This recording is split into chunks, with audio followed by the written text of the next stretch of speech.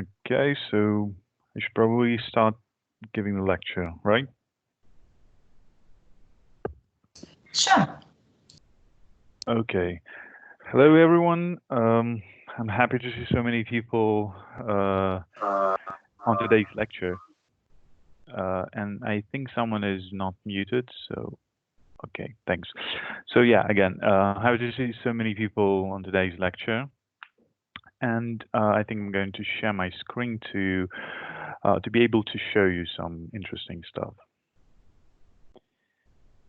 And yep, can someone confirm that my screen is visible? Yeah, it's visible. Okay, nice. So today's lecture, as you might know, is called IDEs or text editors, and today we're going to discuss what are the tools that developers use in their daily routine. As you might know, like all the other professions, they use some kind of uh, tools or systems that help them do their job. For example, a smith can have a hammer or some other uh, useful things that help him to his job really effectively and easily. Developers are not different. They have the thing called IDEs or text editors. And usually, when we talk about IDEs or text editors, we don't really mean just a simple Word, Microsoft Word or Notepad. We mean a fully fledged development environment that comes with lots of useful stuff inside that can run tests, that can lint your code, and essentially make you from a good programmer to even a better one. So, but first of all, we need to have a better look at what the market is able to give us in terms of the tooling systems. And one thing to um, actually understand uh, is that the IDEs and text editors are two different and separate things, essentially. When you come into the programming field, you might be a systems programmer or you might be some low-level language programmer, and those um, like areas of programming, they come with a very um, complex systems that help the programmer to do its job, and usually they are called IDEs. So the a low-level system developer will be writing his code or inside that system that help him to actually see the results inside the system itself without actually having any other third-party system running. When it comes to web development, we also have some tooling, like those hardcore C or C++ developers. And the typical thing that we do as a web developers, we write our code inside a text editors, so-called the places that you just write code and some other third-party system runs. We don't have a luxury to actually run our code, for example, in front-end development, inside a separate development environment that we control. We usually write a code and then have a kind of browser to run and show us the things that we wrote. And if it's not correct, the browser itself will give us the warning or the error. And this is essentially shows us the two sides of a spectrum, which is the IDE that you're currently seeing. It's a Visual Studio Code by Microsoft. It's just a system that helps as a program, I should say, that helps you to write code like just a text editor like Notepad or even Microsoft Word. And then on the other side of the spectrum, you have a fully fledged WebStorm IDE for writing in web development. which helps us not only to write code and do it efficiently, but also to run the tests, run the code, have some kind of configuration set of different environments. Also is integrated with different version control systems and all the fun and complex stuff that comes as a bundle with the fully fledged IDE. So from all this that I said so far, you need to remember one thing, that it's one thing to write inside a special software development kit or software development environment, and the completely different thing when you write somewhere which is just a text editor. So the market gives us two opportunities. Either you have a very lightweight text editor, which is Visual Studio Code or Atom, or you have a fully fledged but actually paid IDE that comes with everything that you might need in your development practice. So this is what the general definition and the difference between the IDE and the text editor is. And today we're going to be covering Visual Studio Code, Atom, and which are the text editors, and WebStorm, which is in the full-fledged IDE. And I already mentioned that a complex system such as IDE is usually paid. So in order to use it, you need to either have a company pay for you, or you actually yourself who's paying for the ability to actually use the system in all its benefits. And as you can see, it says on their website that it has a free 30-day trial, which is a good thing. You might actually want to use a system before you actually want to pay for it. And when it comes to text editors, for example, the Atom editor, which comes from guys in GitHub, you don't need to pay anything. It's like, you can say it's a community-driven software that can be actually contributed to, as well as Visual Studio Code from Microsoft, which is also a free built-in open source thing. And this is a major difference between an IDE and a text editor. If we think if we look a bit closer at what actually is a typical text editor, for example, Visual Studio Code, and maybe you want to go into the actual source code of this tool, you will see that it's written in something familiar. And this is just the thing that you're going to be learning during the Rolling Scopes web development course, and it's JavaScript. Or I should say a bit more precisely, it's TypeScript. So Visual Studio Code, under the hood, is written in TypeScript. And whereas Atom, which is a GitHub-backed system, is written in pure JavaScript, basically. And this might give you a little hint on what's going on under the hood of these two very popular text editors.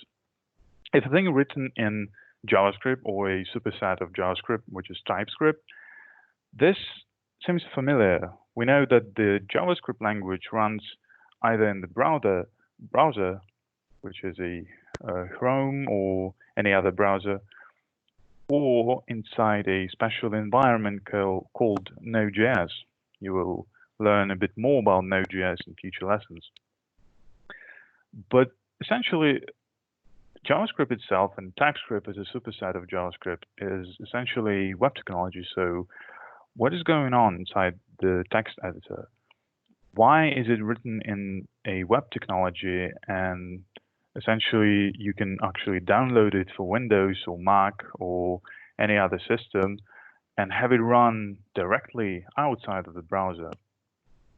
Uh, this is actually simple because, as it turns out, that this these systems are actually written in JavaScript and are a simulation of a browser. So what you see here, which looks a bit weird when I first look at it, it has a typical file edit selection and view and such menu systems that we're used to seeing in a typical desktop application. And it has some kind of a section where you write the code. What is actually going on under the hood is that once you download any text editor like Visual Studio Code or Atom in particular, I point out specifically text editor thing. Once you download it, the program that is written in JavaScript then launches a special thing inside your system, like OS or Windows or Mac or Linux. It launches that Node.js thing and mounts a special version of a browser. So you end up with an application that is actually a little browser of itself, which is written in JavaScript, and everything else that is visually available for you to observe once you launch a typical text editor as Visual Studio Code or Atom is the same thing that you write in any website, which is HTML, CSS, but just a bit more complicated. So one key takeaway from what I said just now is that you need to understand that these tools are open source. You can contribute to it, because once you know typical web development, once you're able to write any web website or any web app, you're going to be able to customize your text editor yourself. And this is a good thing. And this is a huge contrast compared to a typical IDE like WebStorm. As I said already, you are paying for be able to actually run a fully fledged, a complex system that enables you to write a very efficient code, test it, and maybe integrate with lots of different also paid services. But a disadvantage for a WebStorm, at least a major one, if you're not like digging deep inside the WebStorm community, is that a typical beginning developer is not able to contribute to WebStorm because it's not an open source thing. It might change in the future, I suppose. So at least for now, we understand what is difference between a tooling that we as web developers or as software engineers using in a typical day-to-day routine, which is a text editor or a fully fledged IDE. And as an example of what I just said about the intrinsics of text editors and atoms, I want you to understand a bit deeper inside the what's going on under the hood of both of these technologies. So the thing that launches a Node.js server, a Node.js thing that runs your Visual Studio Code or Atom is called Electron.js. And Electron.js, as you might guess by these two symbols, is a typical JavaScript framework that enables a web developer that usually writes code inside a web browser or a Node.js server to write a fully fledged application that runs on a desktop.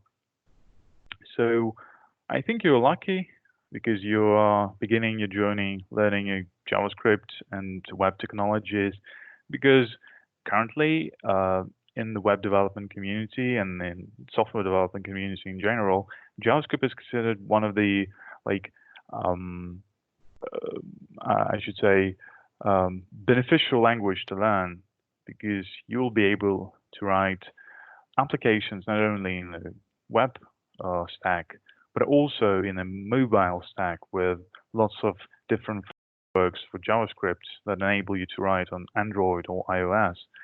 And especially since you are here today, you learned that JavaScript enables you to write even for desktop with the usage of such tools as Electron. And Electron is actually the thing that is utilized in Visual Studio Code. So that's it for a introduction part. And as a part of the lecture, I will actually show you all of these IDEs and text editors, and I will cover some other features that a typical developer uses in his daily routine once he writes some code. And when a developer comes to his job, he usually starts with going to his source control system, either a GitHub or a Bitbucket, and then he actually goes to the repository that his project is stored into and start with the cloning of this repository. You might already be familiar with the Git source control and version control system. So once I copy to the clipboard the link to the source code of my repository, for example, as a true programmer, I will just open a terminal, for example, a Bash terminal, to actually clone the repo that I just copied. So I will go clone the repo, wait until it downloads. Once it's downloaded, I will actually be facing the really difficulty inside the software development communities, and that difficulty is choosing the tooling. But for now, for this lecture, I'll download all the files. I already downloaded all the files, so we're not wasting time waiting for my network to be perfectly capable of downloading it fast enough. I downloaded Atom, Visual Studio Code, and WebStorm already. I started a free trial so you guys could follow. And yeah, as you can see, my download is not complete yet. But anyway, I'm going to be opening another Bash terminal. And a cool thing about Visual Studio Code, Atom, and I suppose WebStorm is that you don't need to have actually a mouse to control your IDEs, and that's one of the major advantages compared to just a typical Notepad or Microsoft Word. You just go into the console and type some ready prepared a variable that is created once you downloaded Visual Studio Code, Atom, or WebStorm and install it. So essentially what it does, it creates a link, a variable that stores a link or a path to the executable of chosen text editor or IDE. So for example, with code, I can launch Visual Studio Code in the current directory. So what I did just now is that I typed a name of that variable that gets created, and then I hit the dot, which indicates the current directory. Instead of a dot, I could just type a full path to the directory on my PC. To have an Atom launch in the same directory, I just type Atom and dot. Okay, it says like Atom is not found. I guess just prior to the lecture, I've kind of did something wrong with my Atom. But anyway, it's here, so I can just open it. And as you can see, it opens really quickly. It's one of the advantages of using Atom instead of WebStorm, for example. VS Code is actually pretty good in terms of the uh, initiation speed. Also, I will close it to actually have it open in the other directory. But anyway, and then we have a WebStorm, which is here for me. And as you can see, it takes a while since it's like a complex system, a more complex system than a text editor. But actually, to their benefit, to their respect, I should say, they improved the launch speed drastically.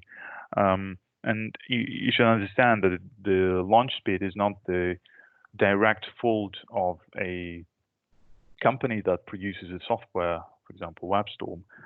The thing is, WebStorm is a quite complex system, and it needs to go through all the files in the current project directory and index them, which means it should know by default and without you actually opening a folder what's inside of it. So it goes and finds all the files and constructs a tree on the left. So yeah, now we have a and installed. What's the name of the folder? I don't remember. CD Slender.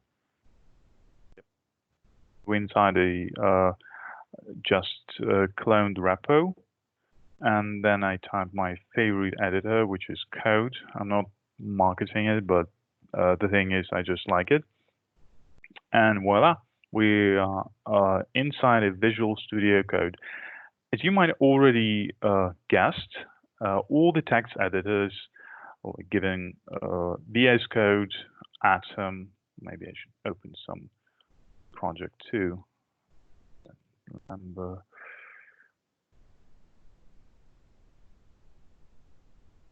Okay.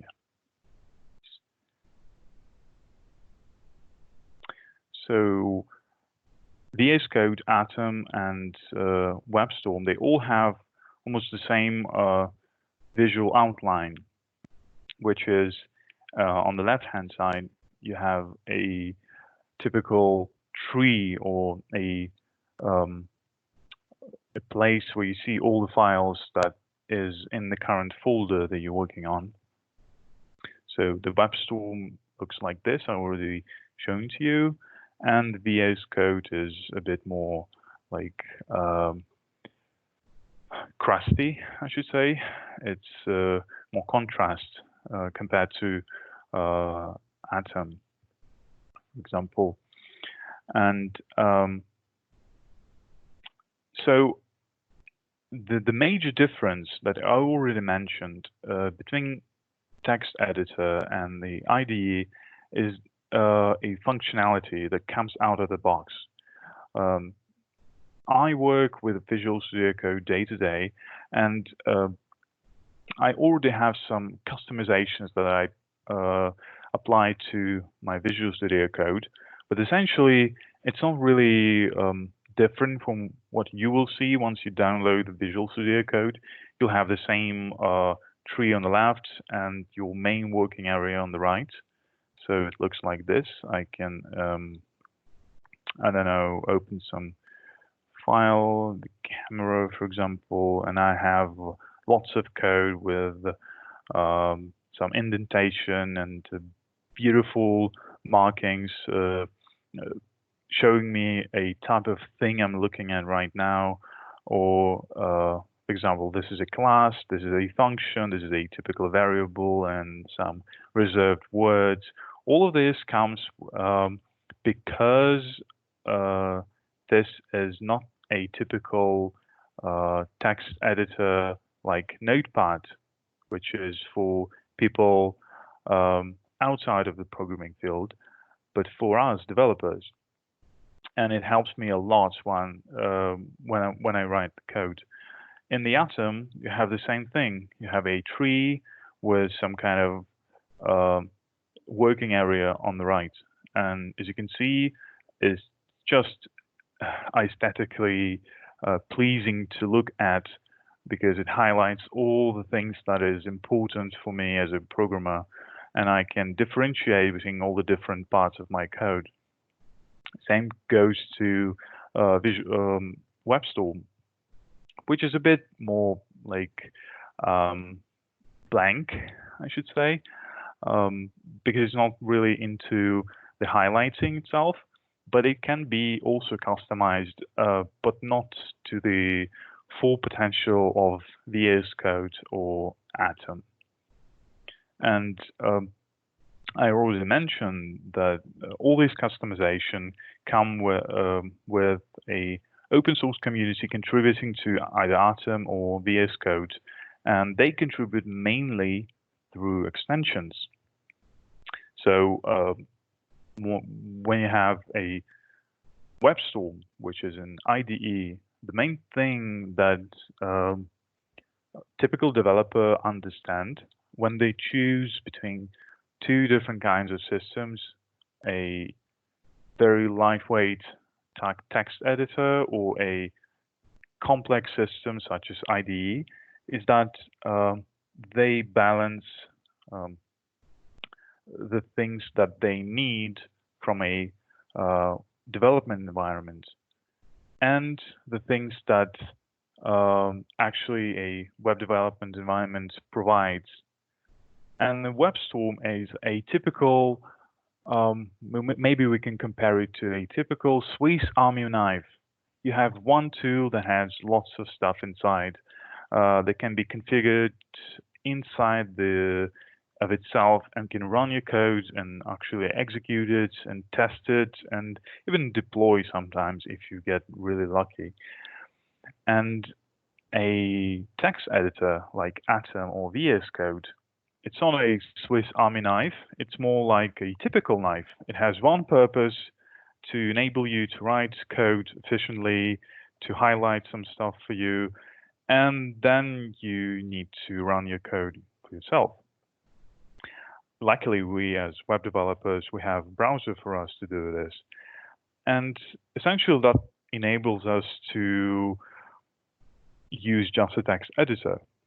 So when it comes to a choice between the IDE or the text editor, it all boils down to whether you need lots of functionality or you just need a speed, lightweight thing that is fast to launch, and that's it.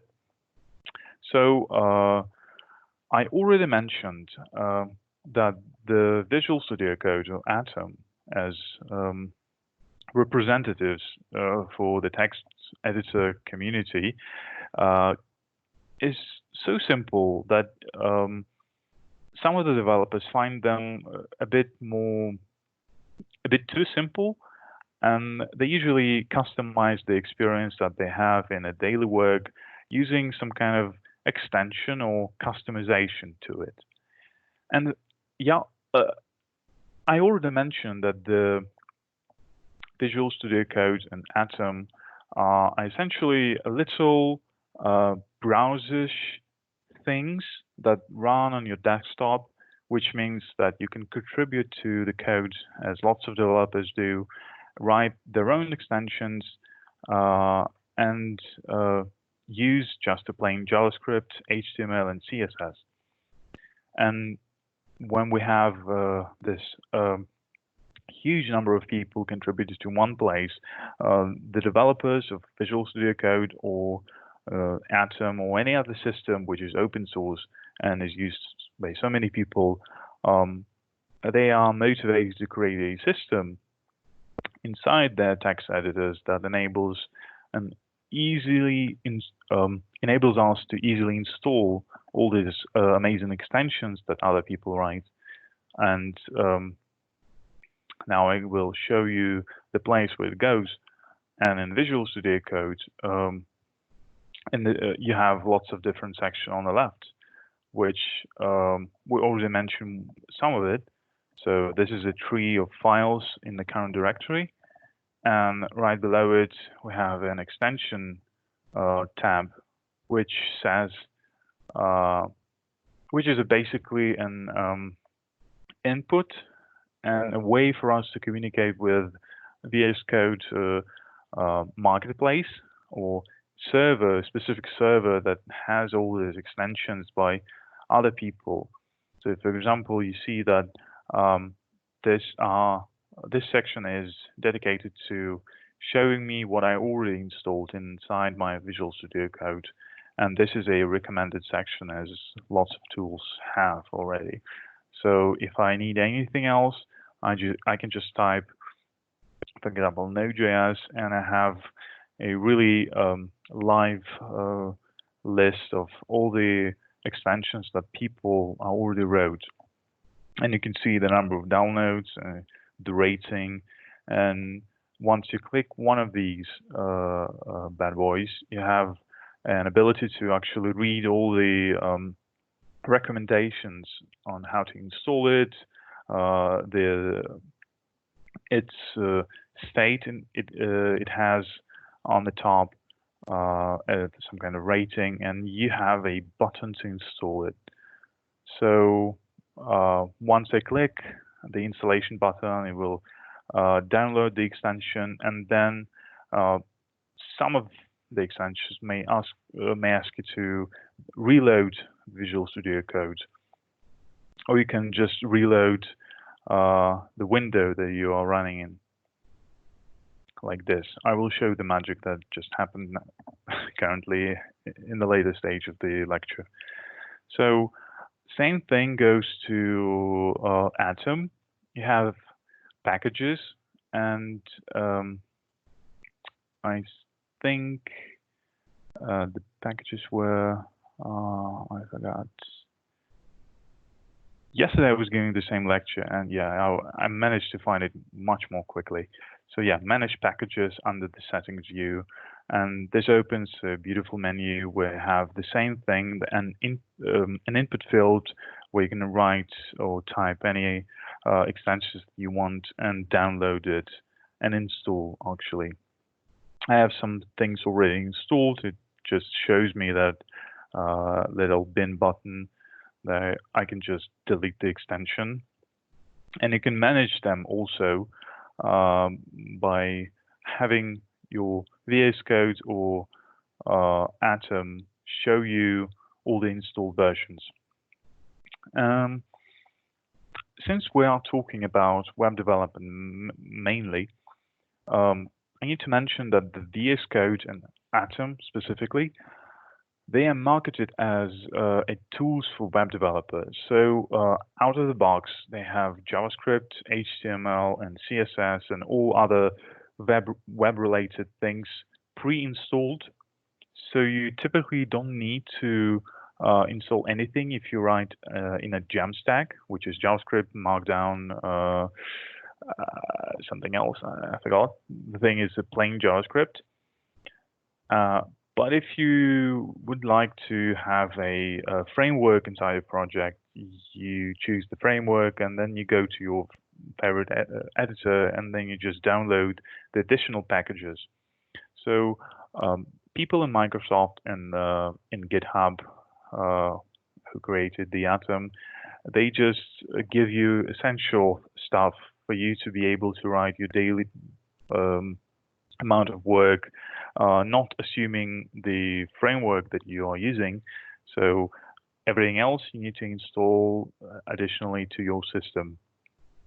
So as you can see, I have some Vue stuff, some Python, Ruby, and these languages are not like directly supported by Visual Studio Code or Atom. They can be highlighted though, but not to the full potential as the JavaScript is highlighted. So essentially, if you're writing some kind of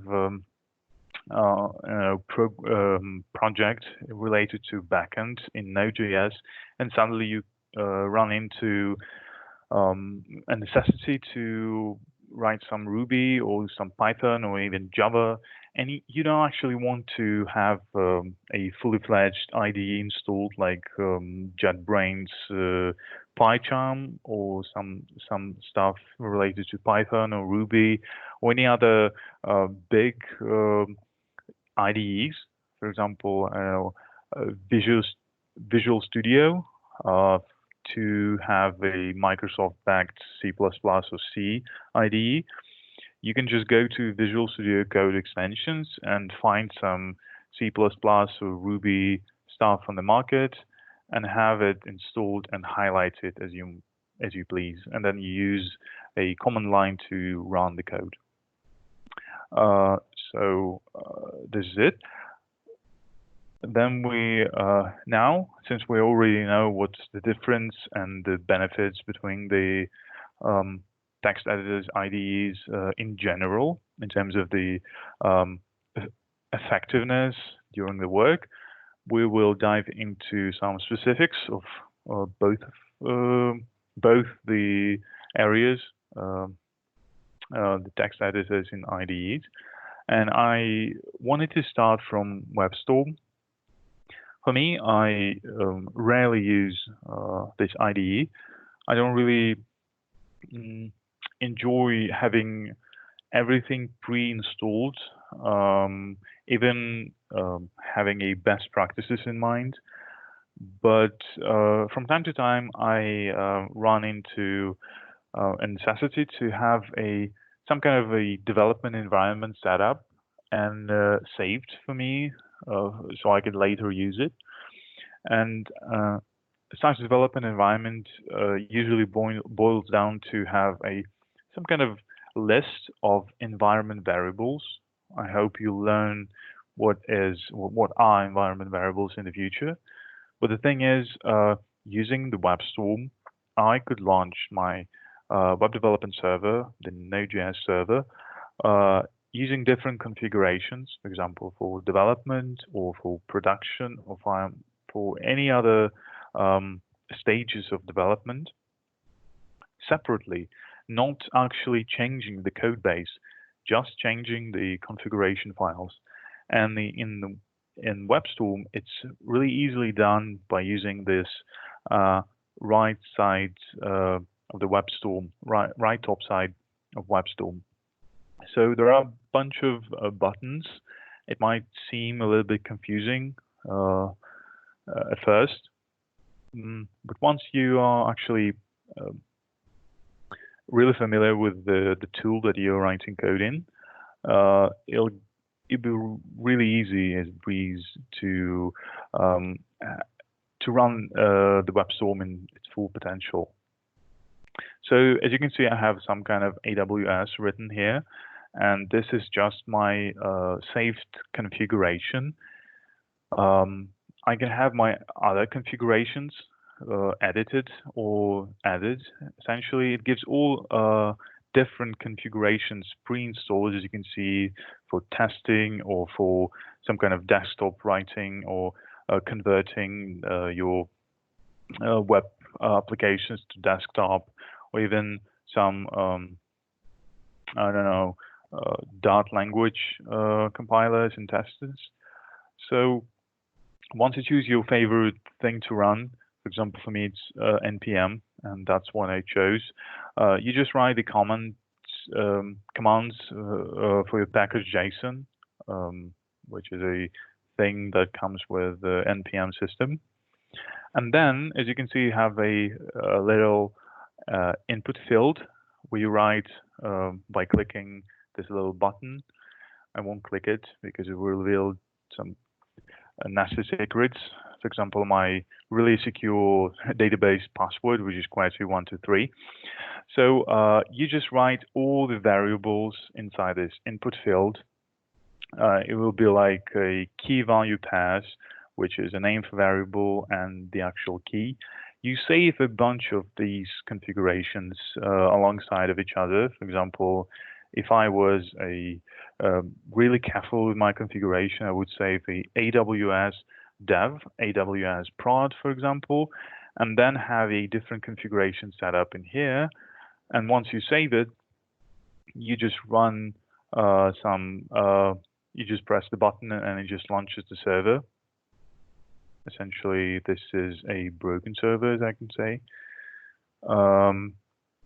So what it does is that it is able to run my program by just having me just pressing the button, and it applies the configuration I've chosen here, and it just inserts some variables like port or any other variable inside my program, and I'm not really changing any code in here, and it just works, I should say. Like one guy says about Fallout, it just works. So yeah, this is a key difference for me, because I'm able to have a different environment for each of my programs.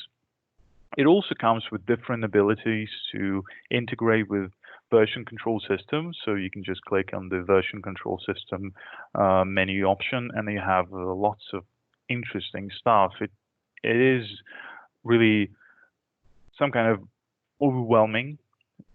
As you might see, it has a Git as an option. So Git is not only the option for WebStorm as a version control system, it has even all the ones.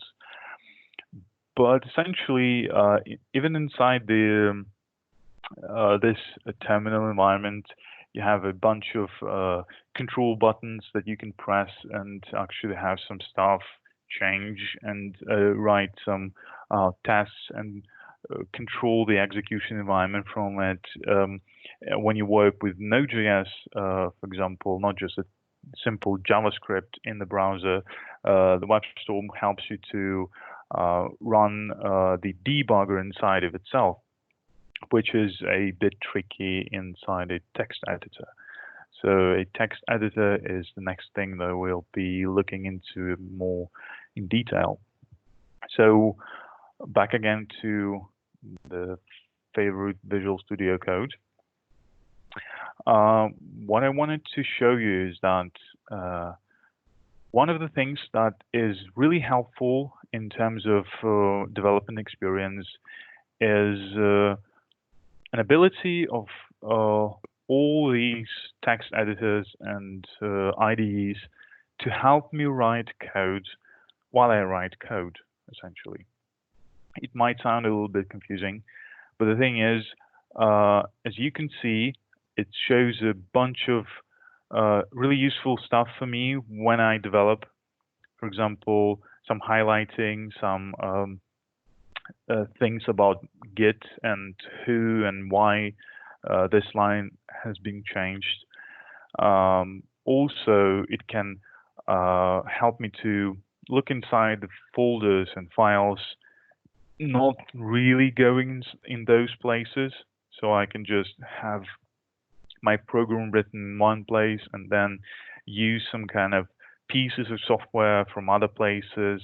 And if I'm not really aware of what's inside of that place, I can just look inside. So it has some really nice tips that help me to write code. It has a system which is in VS Code community called IntelliSense.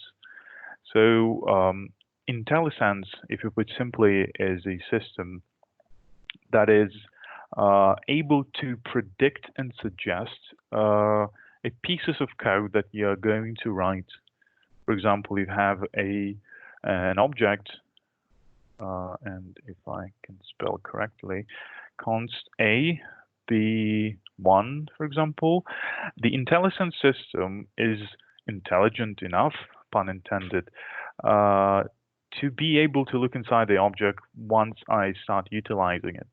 For example, when I type A and dot, it looks inside the object A and sees the B inside, and is able to tell that yes, it's inside. It's really helpful for me because I can know that I've written a working piece of code, at least to some extent. Once I see that the Visual Studio Code IntelliSense system is able to understand what I'm trying to say. It also helps me to have a look inside of typical JavaScript structures. For example, if you have an array, and if you type dot, the intelligent system tells you all the words and methods that the array has, the properties, methods, anything, and it also comes with some definition, I believe, from MDN, which is a website to have a reference about JavaScript stuff.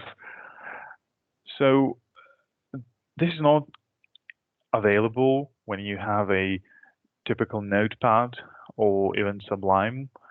In Sublime, as far as I remember, it was a long time ago when I wrote in Sublime, it was able to predict in the same way, almost in the same way, once you install some additional features like extensions. But in VS Code, it comes out of the box. For better understanding of how it works, remember I told you that VS Code is essentially a little browser-ish thing that runs on your desktop. So each time you have for example, a code, and then you write a dot, it predicts some kind of things that you want to write. So essentially, remember when you have a typical browser, you just type some words and it predicts the things that you're typing. So on Node.js and like I don't know, array, and it predicts the things that you write. And the more you write, the more accurately it predicts the things. So under the hood, a typical browser just queries some kind of web server in the backend and to retrieve all the results. So you can test it if you close the connection to your Wi-Fi or the internet. You will not be able to have these predictions this accurate and to the full extent. It will have some cached predictions, but essentially nothing really useful. So giving this understanding of how browser fetches the prediction once you write in an input field, you might guess that the same thing happens inside a Visual Studio Code or any other text editor or IDE that has a similar system. So it has some server, which in case of a Visual Studio Code is called language server, that runs on the background and is able to respond to your inputs while you're writing inside this big, I should say, text area. And it is able to help you once you write it. It even smart enough to go inside the folders and look into the files and try to find the things that is not available there and warn you about it. So, for example, if I have a object sound and I'm trying to object sound random, it will essentially not help me while I try to import it from that file. Essentially, I can say that it's helpful once I start typing something. It goes to that file and it sees that object sound is actually importable from there. So it helps me in that way. And you might notice that some of the things that I already imported are in different colors. This is a bit grayish. And this is the way for Visual Studio Code or any text editor to show you that you are not using something that you are imported. For example, it's not just about imports. For example, if I had the same object A and I kind of finished typing, I can see that this A symbol is actually not highlighted enough, and it says A is declared, but its value is never read. So this is one of the ways that text editor help you. But the thing is, in the typical text editor or IDE environment, not just the things that come out of the box is helpful for you. For example, you're not really enjoying how you write the input statement. So to write this import statement, you should type lots of different characters, and they are not really in the best places on your keyboard, and so it's like jumping around. So, and a typical developer would just end up copy pasting something and just deleting everything and then writing a code from scratch. It's kind of mundane to do this on a daily basis. And it's not just about imports, it's about any other piece of code that you're writing. So in the Visual Studio Code, for example, there's a thing called snippets. So a typical snippet works in the way that I just type some kind of a beginning of my thing that I want to have, and then I just type tab, then I fill some values, and this is it. I just typed 3 characters, tab, and then a direct pass. So it is able to have me jump from places to places, automatically filling the things I specified. And it is possible with the usage of snippets. And a way to define a typical snippet is to go to a special place inside your text editor and define a special rule. So this is called an import rule, and I specifically said if something goes along the lines of import and I press tab, just print the body of this snippet, which is import 2 from 1, and 1 and 2 indicate a order of tabulation that is happening once I have this body printed out. So this was me who defined this import. You might be able to have your import or any other snippet defined using this little helpful tip from the developers. This comes automatically. So kind of useful thing in my mind, and I think this is the same thing that's going on inside the Atom.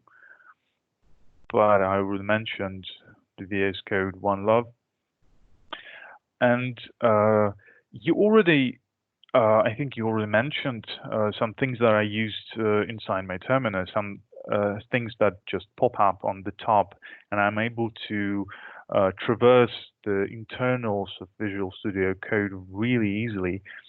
And the thing I used is called a code palette. And code palette is a special place inside of Visual Studio Code, and it's the same system, like terminal terminal menu. I can name it the terminal menu, I think, and little similar things happen in Atom and VS Code and WebStorm, and they work the same way.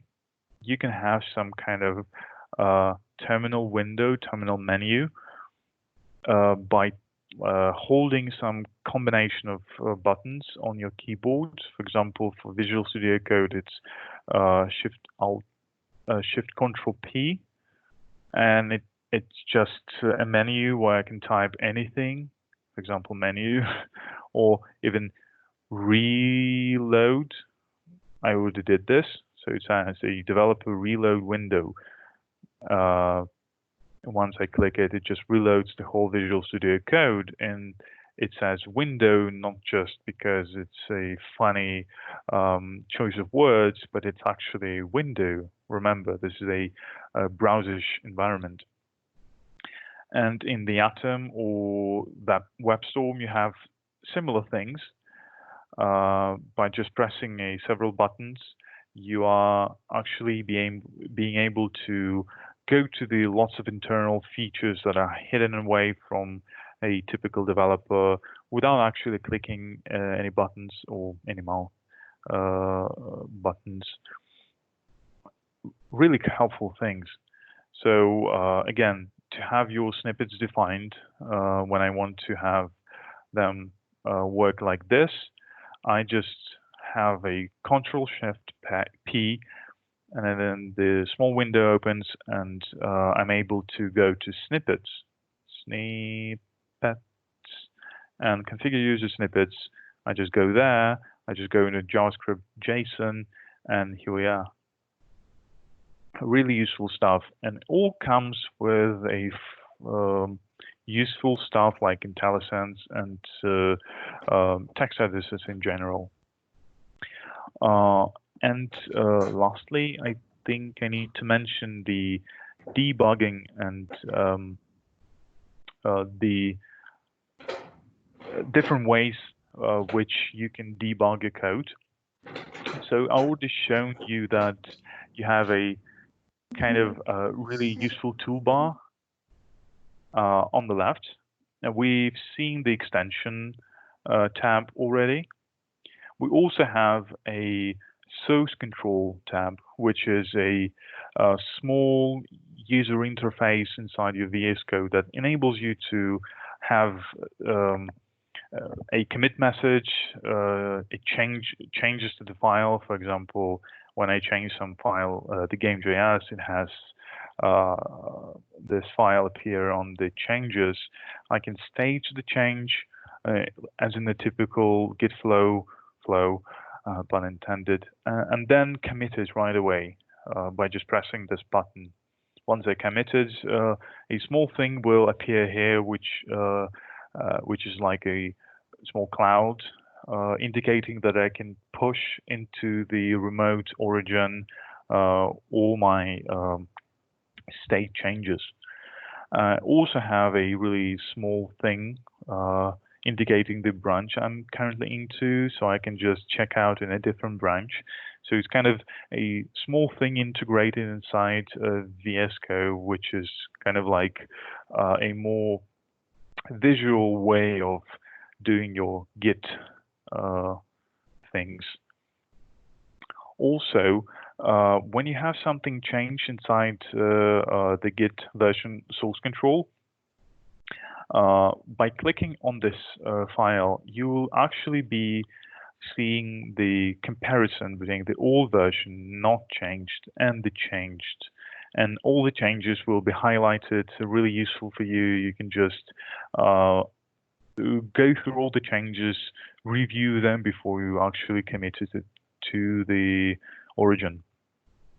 Same goes to Atom, and as I already mentioned, to the WebStorm. And one thing to mention, WebStorm has lots of the same stuff as a typical text editor, but even more. So as you can see, I'm not being able to view any source tree inside a source control panel of my Visual Studio Code. Same goes to Atom. But when it comes to the WebStorm, whoa, they have lots of things visualized for you in a really useful manner. And for some of the developers, it kind of verbose. But if you like some experience, when you just write inside one system and not constantly changing tabs into some kind of browser or other tooling, WebStorm, the typical IDE for web development, is your thing. And lastly, I will mention some of the debugging capabilities. So inside the Visual Studio Code or any text editor, you have a really simple debugging system, which enables you to pinpoint a line of code that you want to have a breakpoint at, and then lets you run the code. And out of the box, text editors such as VS Code and Atom, they work okay-ish with the Node.js environment and really bad with atypical front-end development. You need some kind of magic, extension magic, to enable you Visual Studio Code to run debugging things in the debugging process as you do in the typical DevTools of your browser. So it's kind of a tricky thing to run. But the thing is, it exists inside your text editor. On contrast, you have a WebStorm where you have lots of debugging capabilities out of the box. You don't need anything else except for your WebStorm license and some money to pay for it. But the thing is, if you're really down into writing tests and debugging your code just as a pro without actually console logging anything inside your code, maybe you should consider using WebStorm. But if you are more like a simple kind person, you can just console log everything. Or this is the joke, you can just go into your typical web browser and just go to the development DevTools and have your debugging in there, just right in the sources of your DevTools. And I think I covered almost anything. Yeah, I think I'm done here. So hopefully it was really useful for you. You are now able to have an intelligent choice of your development environment, and it will greatly help you during your mundane work, but kind of interesting work inside the web development field. Thank you. Maybe you have some questions.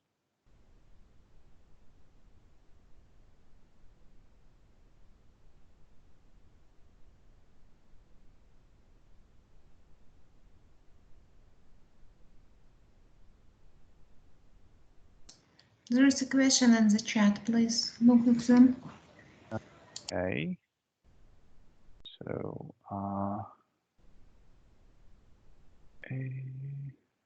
I'm trying to find the chat. Sorry. Okay. May you suggest as useful set of VS extensions? Oh, yeah. I will share my screen again. So when it comes to extensions, the thing is, you need to have a basic setup for your current project, which means that if you're not comfortable writing in the out-of-the-box configurations, you need to set up some kind of extension. For example, if it goes to web development, front-end development, I suggest some kind of snippets, as in ES7, React, Redux, GraphQL, and all these things. They help you to really easily set up a new component. For example, if I were to have some kind of app.js and I just type React functional component, it also suggests me that IntelliSense system suggests me some kind of snippets for it. I can just choose the type I like and then just press enter, and it has some kind of pre-made stuff for me. So this functionality comes from the ES7 React Redux GraphQL React Native snippets. So this is the thing I recommend for a web developer in the front-end field. So for Node.js developer, I think the thing I installed just recently is the Node.js module system. It's the thing that, as you can see, helps you to write import statements or require statements by just going through your Node.js directory or Node modules directory or the files that you are having inside your Node.js application really easily out of the box. So quite handy. Also, when you do a simple web stuff in the front end, you are going to be launching lots of index HTML or HTML in general inside the server. And the really easy way to do this, not using a file protocol. What I mean by file protocol is that I launch a typical index HTML just by clicking on it from a desktop provider. Launching it with a live server just creates a small server that has the same abilities that your website will require once it's deployed into some kind of cloud or any other server, which is it runs through an HTTP protocol. So live server is a really useful thing. It goes inside your VS Code really tightly. It has some options in the right mouse button menu already. So really recommend this. Also, if you want to have the same thing that I'm seeing currently, so some highlights on what was changed, who changed it, and a date for it, you would want a GitLens thing.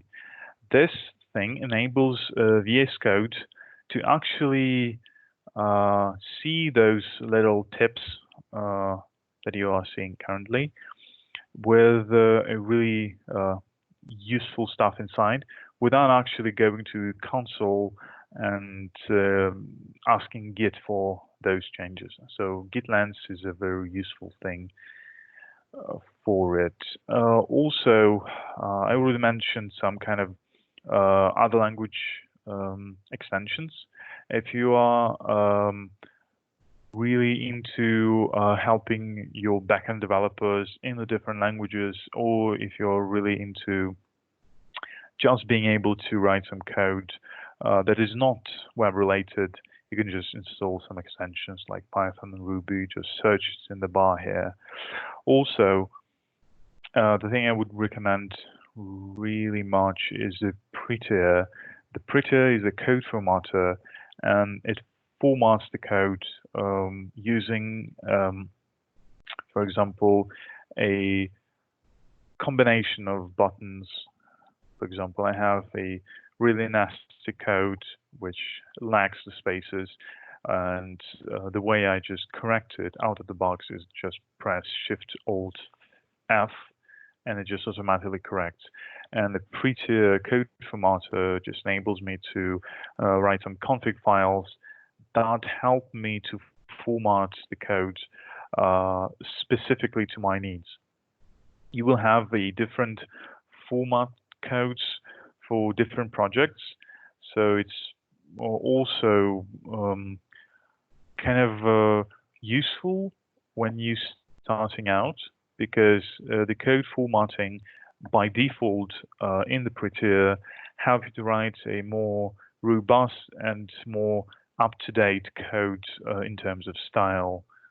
You might have heard about Airbnb style guides or Google style guides.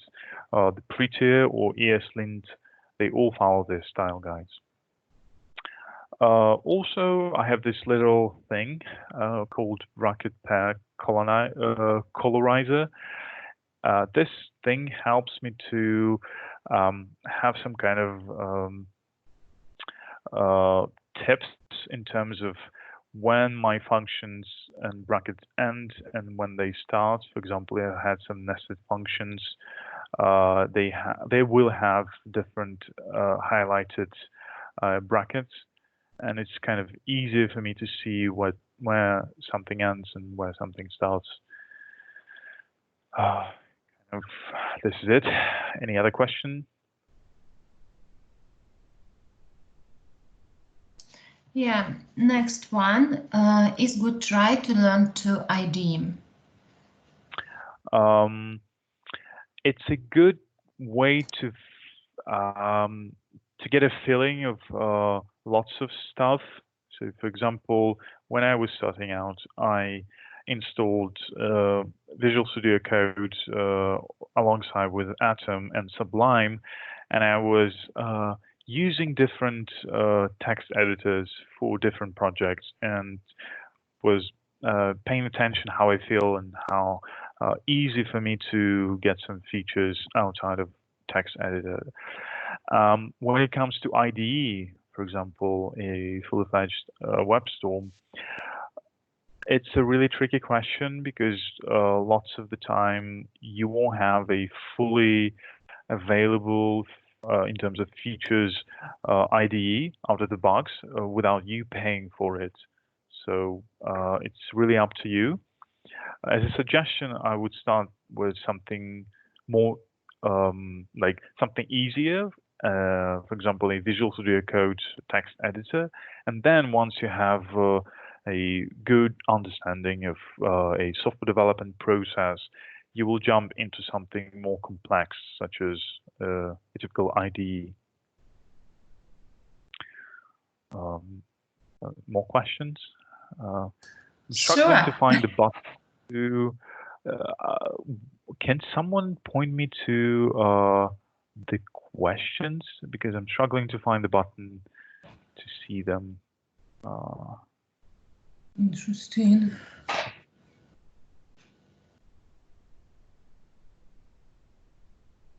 Okay. Maybe, Hannah, you can help me by reading them. Yeah. Next one, is there a performance penalty for installing too many extensions? Yeah. There is a penalty, and this penalty comes not from the amount of stuff you install, but from the intersections between them. So, for example, you can see that I have ES7 React Redux stuff. I can just search for React stuff, and then I'll have a different snippet installed. So once I have this extension installed, it will overlap with the previous one and might cause some confusion. Also, might cause some lagging. And yeah, so a general rule of thumb is be careful how many extensions of the same type you install, so they won't break your code. But in terms of the amount, just be humble, I should say. It's the same thing that with the I don't know, apps, the desktop apps inside your system. If you have too much apps, they will just drag your performance down.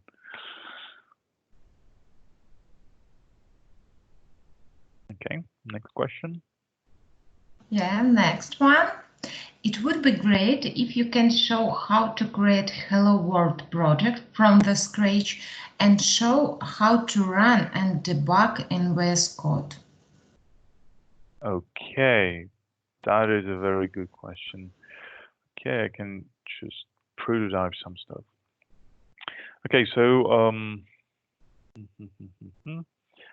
so for example, we're currently in the home directory of my Windows system. I will just close all the other editors so we won't be distracted by this stuff. So what I would do once I, for example, created Dmitry, some are kind you of sharing your screen? Hopefully, yes.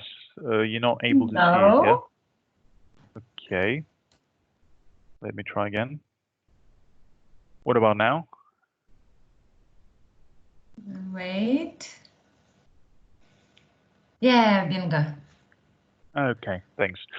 So I start just by creating some kind of directory. For example, we should name it test app. Okay, make. Then I will go to that directory and right away open my code editor. So here we are in the freshly created directory. And then I usually open a helper terminal inside Visual Studio Code. As you can see, you have some kind of tips. Okay, let me just close it. Tips on the home screen is your Visual Studio Code. So if I press Control and little dot, I will have the same terminal, the integrated terminal, inside the VS Code. So I can just even close the outside terminal. So currently I'm in the empty folder. What I usually do is that I create a project, the Git. I enable the Git inside this folder. So I just type git init. Okay, now this folder is actually Git enabled, which means I will have all the features of Git inside of it. So I see in the name of my branch. Then I go and initialize the npm project. So I have npm and Node.js installed inside my project, and I just type npm init, which is a way for me to create a package.json file, which means my project will be a small package that is able to be customized by me and by my code. So then the package name, it says, okay, test app, wherever. Version, you can just skip all of it. You can just have some kind of test app description. Entry point index.js, test command, git repository. You can just skip all of it, and we'll just print you the stuff that it creates by default. If I'm okay with it, okay, I tapped yes. Okay, so now I have a package.json file. You might not be familiar with it yet, but the thing is, this file helps me to essentially run some code or execute some code. For example, I can just type start and say that whenever I type npm start or npm run start, execute the following command, Node.js index.js file. So it will have Node launch my index.js file. And once that, yep. Okay, someone had a question, I suppose. Okay, yeah. I'm not able to hear you, so I suppose you muted yourself. No? No other questions? I suppose I can proceed. Okay, so the next thing I do is I use Visual Studio Code to create a new file, or I can just type touch index.js, and it creates a file for me. And inside the file, I can just write my code, for example, in console log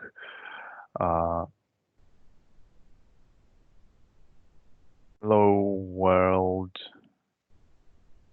And then once I have this file finished, I can just npm run start, or for short, npm start, and it will print me hello world. So is that enough for hello world application? What do you think?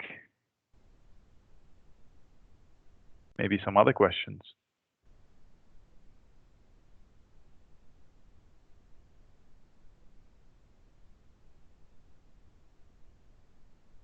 And I can just also mention that, as you can see, there is a small indication that source control system, which I enabled by typing git init, says that I have two files changed from the last revision, and I can just explore what has changed. So basically, everything has changed. And then if I want to commit the changes, I can just press the button stage changes, or git add at the bottom, and then just write git commit and then the message, hello world. This is it. I committed the changes, and then I can just push the changes to their origin. Or since I created the Git repository locally, I will have to go first to the GitHub, my GitHub account, go to the repositories, have a new repository set up, for example, test app created.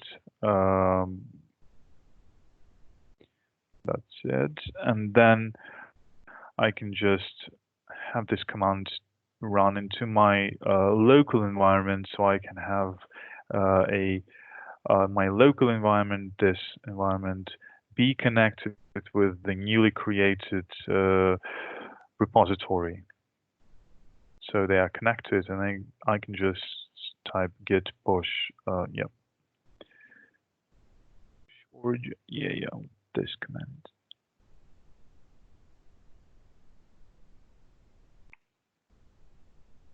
And it will just push the changes inside the origin, which in my case is my GitHub rewrite test app.git. And once I'm back in the GitHub, I have my changes done. So, any other questions?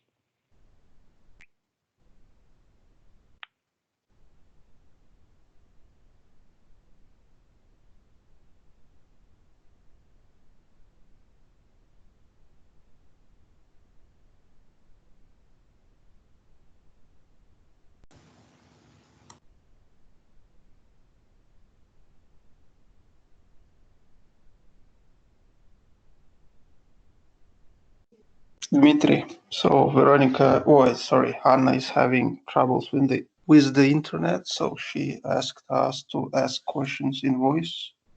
I don't have questions, yeah. but I just wanted to mention that that's why she's not saying anything. Oh, okay. Thank you. Maybe someone else has questions. Don't be shy. Ask out.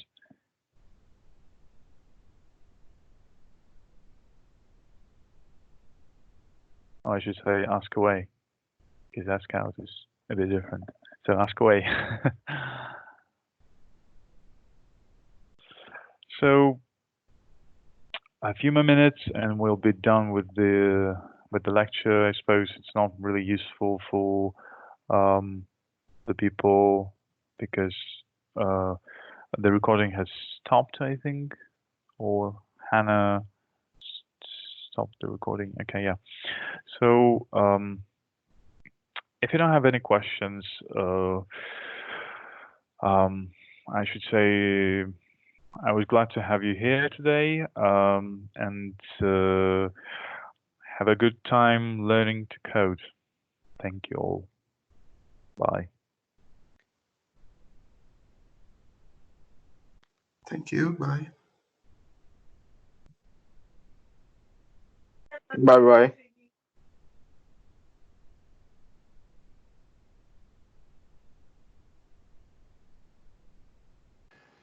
Thank you.